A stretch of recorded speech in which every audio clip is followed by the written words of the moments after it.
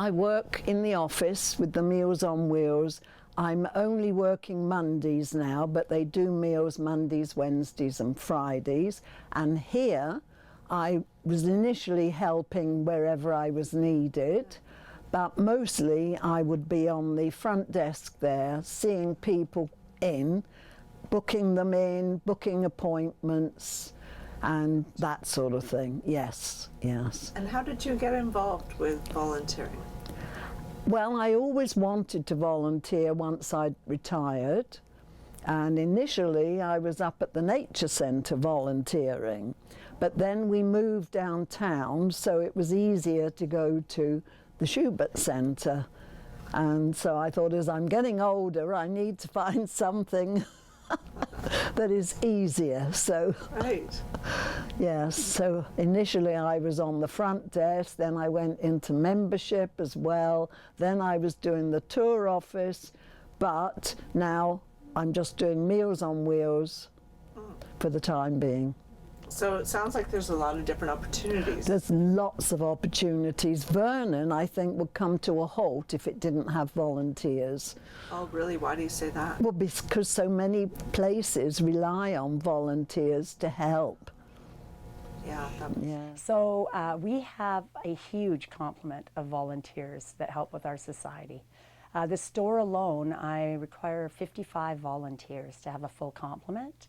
At any given time, we may have 55, some that have very little time spent and others that have quite a bit. We require one shift a week of about 3.5 to 4 hours is what we like for a commitment. We have the most amazing volunteers, and I have the privilege of working with people that want to be at work. This is a very special environment when you work in a place where no one is disgruntled, everyone wants to be there, and there's a commonality of the goal, and that's what makes it really great. We have people that volunteer for many, many reasons. They volunteer because they see the obvious need, which in our case would be people that you would see that would be part of our street or unsheltered population. However, we also serve, we have helped with elementary school lunches in schools that have kids that are at risk. We also do, we have a number of seniors that come when we have excess of vegetables and so on, and bread. We put that out for anyone in the community that wants to come. We have so many fantastic charities in our town. This town is really blessed by that. And so many agencies. There's so many choices. There's just no reason to not volunteer. You get so many choices. But I volunteer with Meals on Wheels. Perfect. I'm the coordinator. Have been for 9 years. Okay. Ever since the program's inception. When Jack Garib was the manager, the government approached him to see if he would be willing to start up the Meals on Wheels program. It used to be operated out of the hospital and Norick House, and then for 7 years, excuse me, there was no Meals on Wheels program. No. So Jack, I know, how awful is that? Yeah. So Jack approached me to see if I would start one up, and I had no experience with Meals on Wheels. Knew what the program was, but had never had anything to do with it. There was really no guidance because no one in Vernon was around that I could ask, so it's sort of my system, which worked out pretty well for me. And it's just, I've got fabulous drivers, and our chefs have always been really, really good. So I've been really lucky. We provide support services to people with diverse abilities.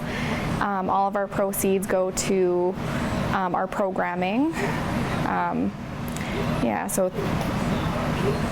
For our thrift stores. What kind of programming or services do you guys provide? So we provide outreach, community support. We have day programs, our group homes. And just everything that it just helps people get out in the community, and we really appreciate our volunteer work. We accept all volunteers, all ages, diverse abilities. We have pretty much everything available that you would like to do, but we kind of find we'll train you want other things, and then we'll ask you what kind of things you would like to do. My husband Glenn and I, plus about 4 others, we started the SPCA here in Vernon. We're the founders of the SPCA, and that was wonderful. How did you start that up? Well, let's just say that was eons ago. The lady mayor we had here, I can't remember what her name was, Anne, I think it was, she helped us get the shelter up on the hill up there. And I believe, if I'm correct now, I think it was a sort of like a dump or a landfill, something like that. Anyhow, she helped us get it. And we started the SPCA up there. We were in behind, oh gosh, if I can remember now, by the sewage plant. We had a little building in there for the SPCA. And it wasn't very big. And then our dream finally came true, and we got up on the hill. And that was a good many years before kids. So that was a long time ago. But yeah, and that was one of our thrills. We're animal lovers and we always will be. Yeah, we just couldn't run without volunteers. Like I said, 55 positions. Now, obviously, that means, say, 2 cashiers in the morning, 2 cashiers in the afternoon. So there's 4 people right there. If that was a paid position, we could do that with 1 person. But if we were to pay that many people in our organization, then we just couldn't run. And we try and keep a balance of paid positions. We're a charity. We are a not-for-profit, so we keep a balance of people are kind to us. They donate their hard-earned money or goods or whatever it is, and they want to know that our agency has integrity, is running the best way they can with the resources they've been given. And so we strive to do that, and we absolutely couldn't without volunteers. And in this season, we're kind of in I would say a volunteer shortage crisis, but we've been there before. And so, but really that whole idea of, we live in an aging community. It's not just volunteerism that's suffering. It's all trades, all workplaces. There's just a real gap in kind of need and people available. I would like to say that, again, with COVID and just with the, like you say, an aging workforce or volunteer force, we're really in need of some volunteers, people who like people who want to work as a group, are interested in doing a variety of things, some working with the public, some working behind the scenes.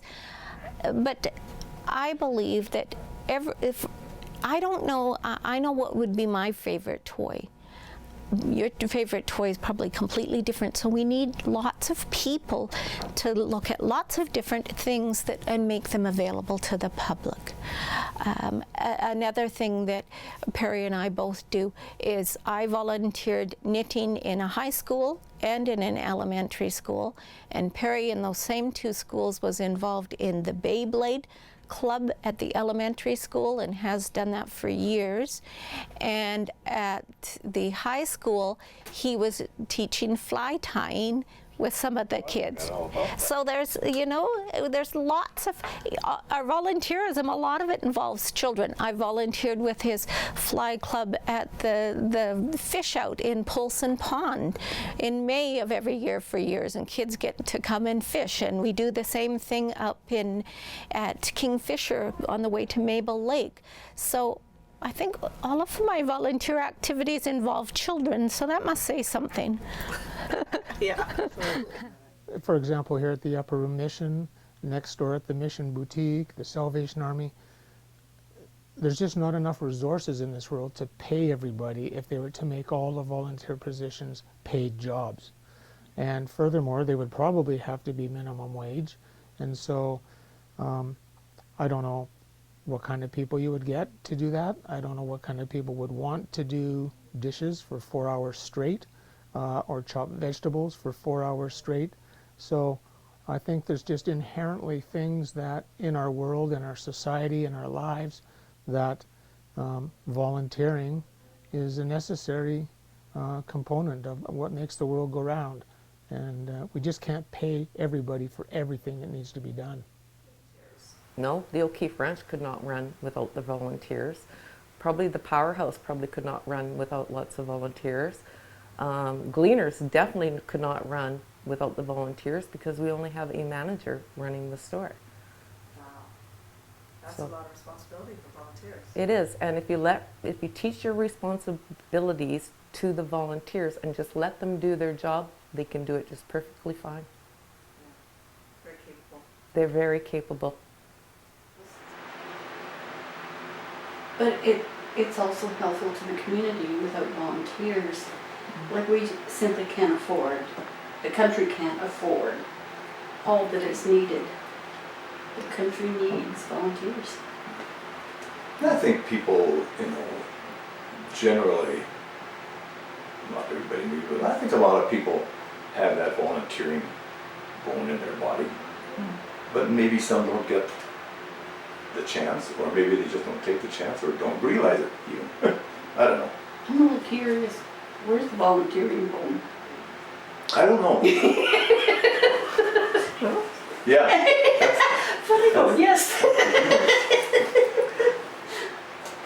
Yeah, I think, I would say for myself, maybe I regret not having volunteered more in the past. Because I've had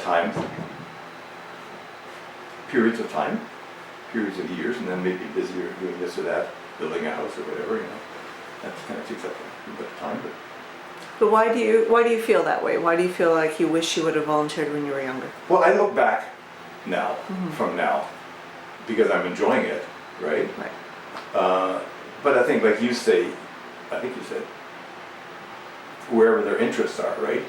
And maybe those areas didn't pound me over the head at the time. To say, hey, you'd be good here. Sure. I go, oh.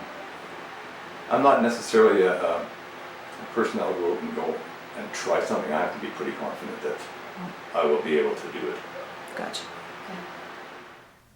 I always say I get more than I give, and that's what I usually tell new people or seniors, and it breaks my heart when I have lots of them, the senior friends and so on, and they'll go, well, I'm so bored and there's nothing to do and I can't do this and I can't do that, and I'll go, why don't you volunteer?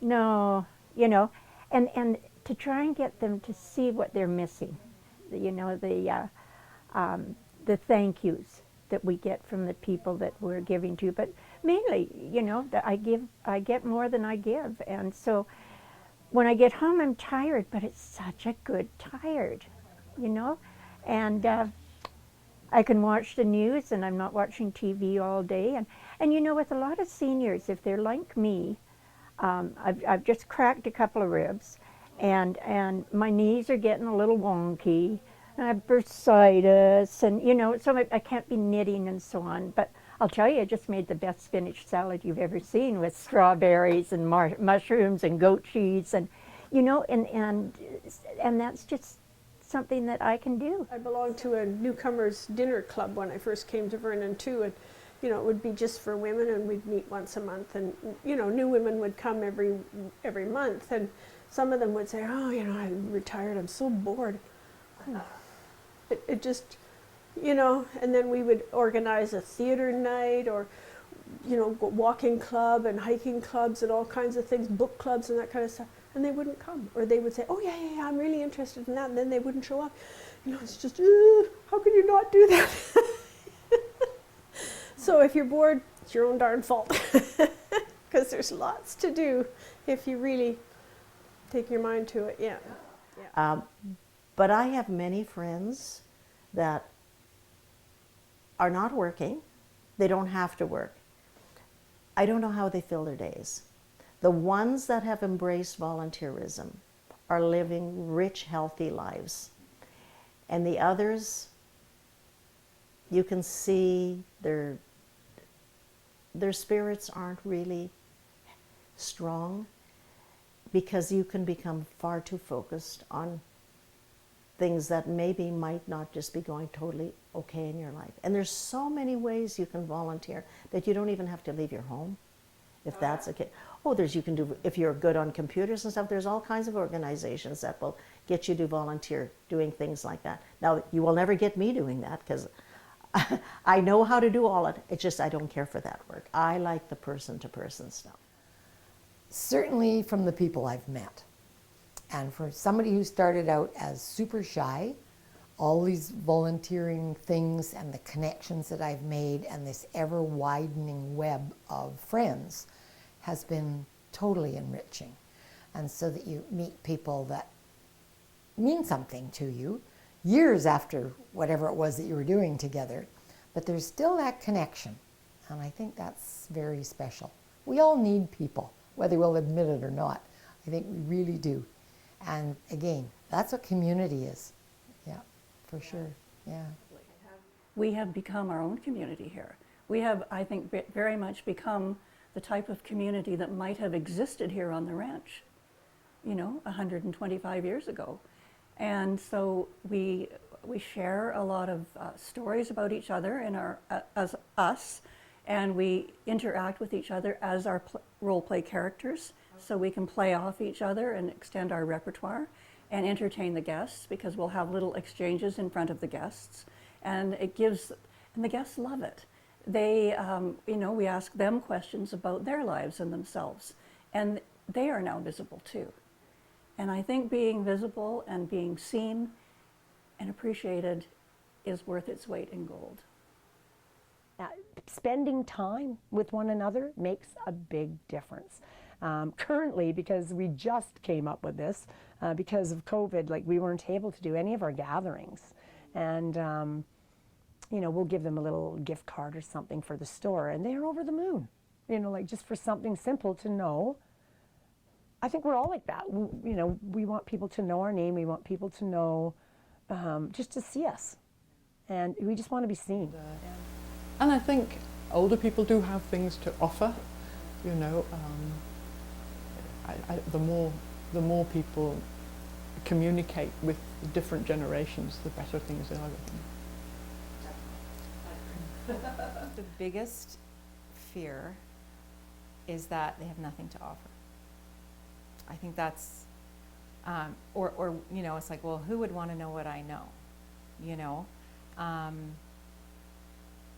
I don't know why, but I'll hear that, it's kind of like, oh, I'm old and I've done my time, or I've given my thing, or, it's not needed anymore. It's just computers that's needed now, or whatever it is, something modern.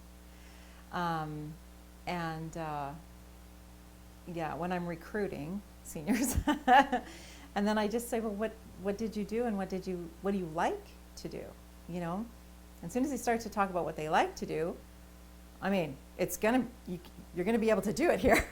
I can find a place, So yeah, and then typically it's just, well, why not? Why wouldn't you? And then, okay, and then off it goes. So I just think they're not aware that we're just so, our communities are so hungry for what they know. Even though maybe the young people don't act like it, like they're hungry for it, they just don't know that that's the meal they want, I think that's really what it kind of boils down to, is we need their life's experiences. We need them, yeah. And I think I wanted to dispel the notion that seniors, once you reach a certain age, that you're in your dotage and you're not of value. I don't think our culture values seniors that much. I don't even like the word senior, to be honest. And What word would you use instead of senior? I would use a mature or an elder. I prefer the word elder because it signifies someone who has some experience and knowledge and can be consulted about things by younger people. So that, to me, is a better fit. So, yeah, and so I wanted to be able to be seen, because it's amazing how invisible one becomes at a certain age. And I've met there's a woman, Molly, I don't know if you're interviewing her, she's a musician. I believe she's in her mid-80s. And that woman is as sharp as a tack. She's bright, she's intelligent, she's wonderful, she's enthusiastic. And I'm meeting all these wonderful people here which has also been really nice after being shut down for COVID for over a year. Yeah, so I'm just very happy to be here. Well, during COVID, it's been, well, you know, kind of a lifesaver, because you don't even have family over, you know. But here, there's enough space so people are not crowded together ever. We might get a few people in the green room all at one time, but you know, this is something that can be done during COVID, and we're not breaking rules, and we're safe, and we're occupied. Yeah. COVID was awful last year because I've been with children all my life. I've taught for 50 years.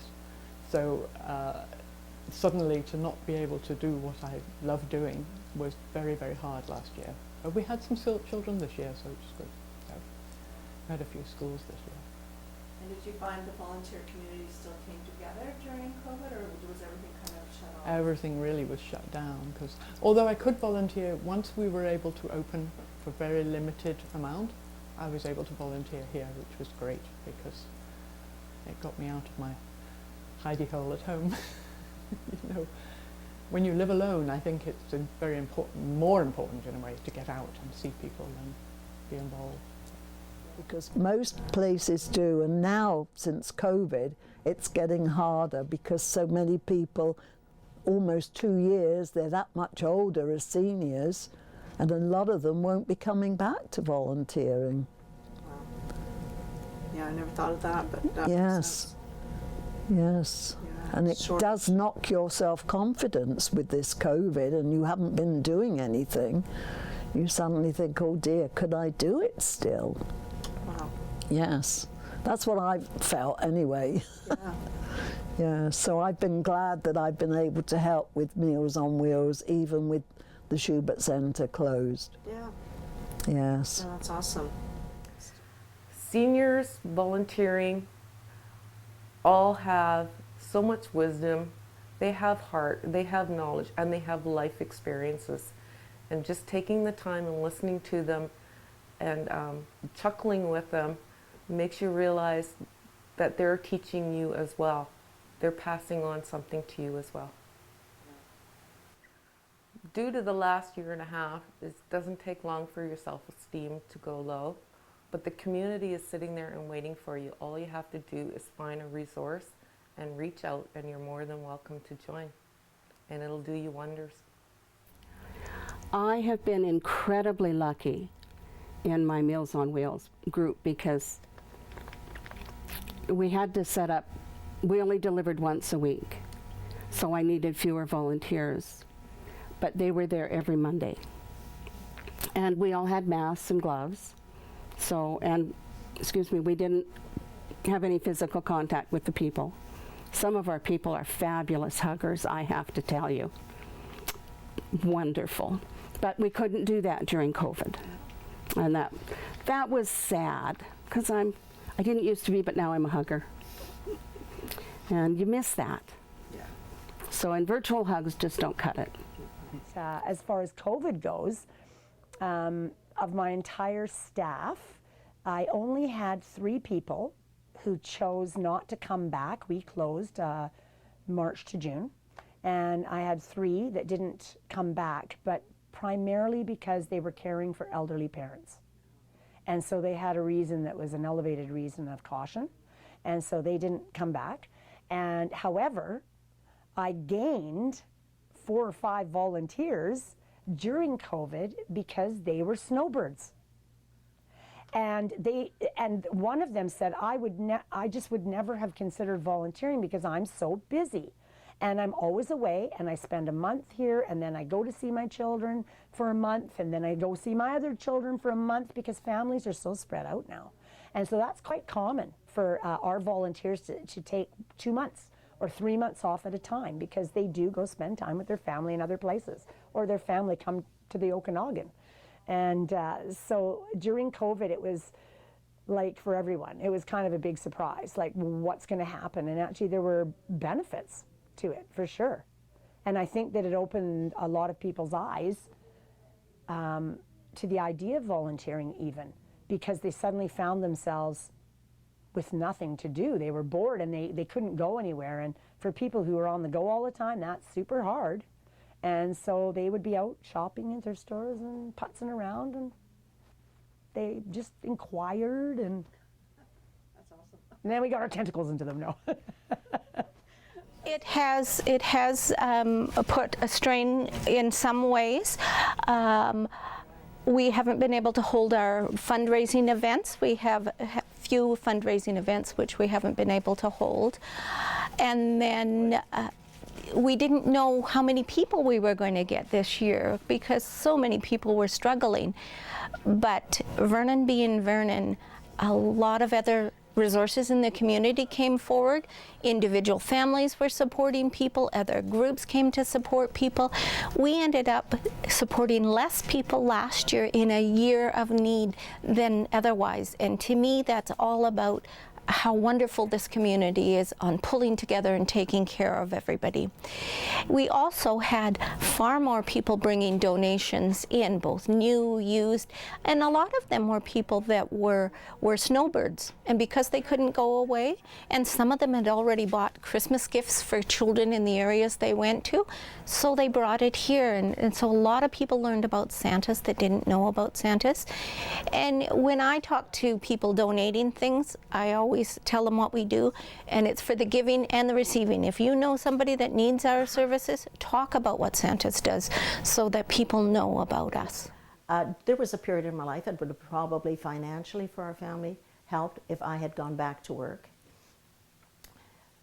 But I don't regret that. The investment in my children and the investment in my community to me was way worth that extra money coming into the family. We learned to adapt. Cut out a bunch of nonsense that we really didn't need. Yeah. I was a completely different person, very selfish. Yeah. And nose to the grindstone. Yeah. Thinking that's the way to do it, is to make money. But it doesn't always bring you happiness. No. Well, there's a lot of seniors out there that are, you know, they don't have a lot to do. And they're kind of, you know, lonely in some facts. And I thought, you know what, give it some thought. I mean, we had one lady here, she was fairly mid-age and she couldn't walk very well, but she sat in a chair and she did a lot of stuff. You know, she washed toys and she brushed things. So if you know, if you can't walk very well or you can't stand very long, there's always a job for you. You know what I mean? Don't, because you have a side effect and that sort of thing, don't worry about that. Because there's always something. And, you know, start off really slow and take your time, and even if it's just for an hour, you know, it gives you a great satisfaction. It gives you purpose in your life. You're helping other people, and it, by the end of the day, you know, it makes you feel good and knowing that you were able to help somebody. Basically, it's a case of just decide for yourself that you want something more out of life than just sitting back and feeling alone. Nobody wants to be alone, really. And so there are all these little spots that you can just start small. And say it doesn't have to be a momentous volunteer thing that you're going to dedicate your life to. Just get in and do a little bit. Meet some new people and let that widen your circle. Just one rim and then another rim and then another. And just keep widening your horizons a little bit. Yeah. So many times people will want to pat me on the back or congratulate me or thank me, and I have to say to them that it's not me, it's not Jay, it's the Holy Spirit in me. God gives me the time, He gives me the talents and the gifts, and I'm like any other red-blooded male that would rather be golfing or fishing or hunting or cycling, but it's the Holy Spirit that is in me that causes me to be what I am and who I am and giving of the time that I give. Oh, I think it's a win-win. Anything you do makes a difference to yourself and to the people you're working with or doing it for. It's a wonderful thing to do. Yeah. Yeah. Highly recommend it. Yeah. And the joy it gives me to be able to be a steward of the earth and look after our animals and the other beings is extremely meaningful to me. We must look after things. If we don't, we're not going to make it, and neither will the animals. And they're the innocents. I read a quote this morning, and it says, "Charity is not defined by what you give away, whether it's time or money. Charity is measured by how much you have left." Be the change you want to see in this world. Be positive, helpful. Yes. Thank you for coming. Thank you. And I am delighted to be able to have this opportunity to say, seniors rock. You do.